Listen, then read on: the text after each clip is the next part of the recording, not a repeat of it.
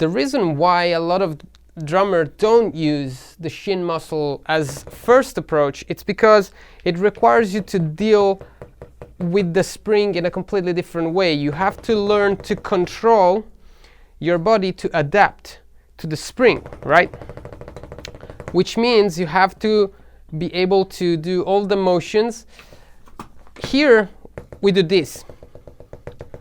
A lot of drummers can probably do this already. It's like doing this thing on the floor. A lot of people that are nervous do these things like without even having an education and technique and all that stuff for drumming, right? It's kind of like, it's not exactly the same, but it's the same principle. It doesn't require a lot of ankle motion and all that stuff. Instead, having the shin muscle work, you have to kind of like deal more with controlling, having control of your ankle motion, working more with a wider angle and so on, so have a good dynamic so that you can control whatever the pedal is requiring.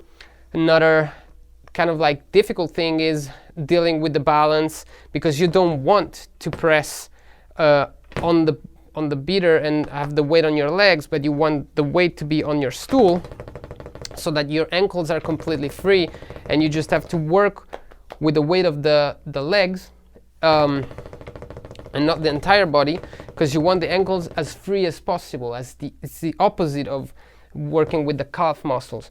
And another thing is like this muscle, the calf muscle is a bigger muscle, of course, of the shin muscle. So the shin muscle usually tends to burn quicker and faster, also because you have to get used to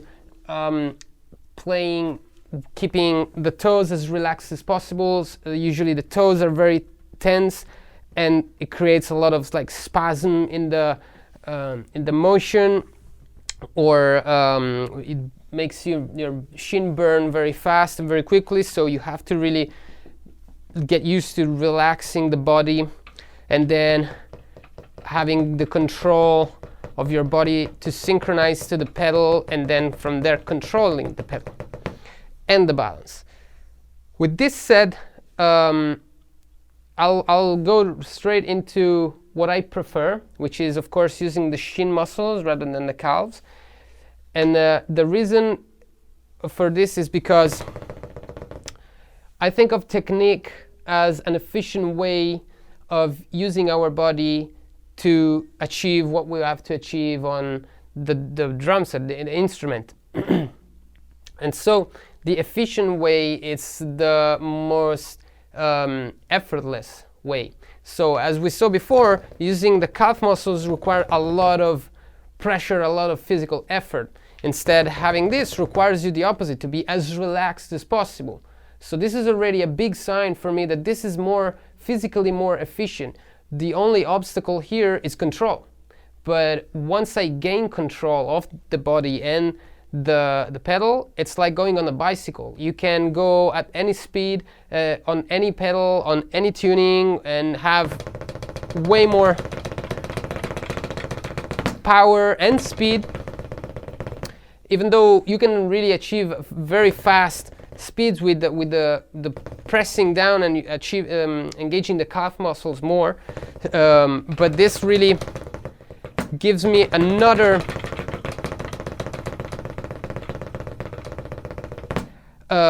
type of approach.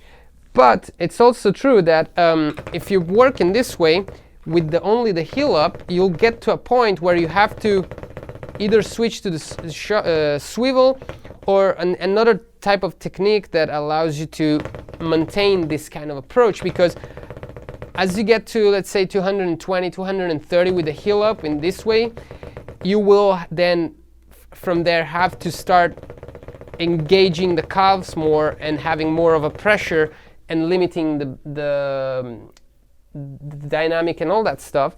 And that's because it's really like the motion, the range of motion, that the space that the heel up vertical motion allows you to have, it's very limited. And so space and time, we have to always go back to the space and time argument. even though some people say that it's quant physics, but it's not. It just, you have to keep in mind these things to make sense of what's happening. You need less space to play more beats in a minute, right? In seconds or minutes. So if this motion, vertical motion, allows you only to have this type of space, for example, the swivel allows you, because it's a different motion, it doesn't lift the weight of the bones of the foot, because it's not vertical, it's lateral, so there's no lifting. There's more space. This lateral motion has more space. It's like 45 degrees compared to the 30 degrees of the vertical motion. So what 230, for example, my choice is to go and start swiveling. So as you can see, here I'm almost at the limit of my vertical motion without changing the tempo, the speed. I'm just changing the technique. You can see how the dynamic increases, right? Increases. This is because of the space and time. So if this, from here to go even faster, I have to kill the dynamic even more. If this gives me more dynamic, when I start killing the dynamic even more, I still have a lot of volume. But that's okay. That's another discussion. But this is all has to do with the using the shin muscles instead of the calves.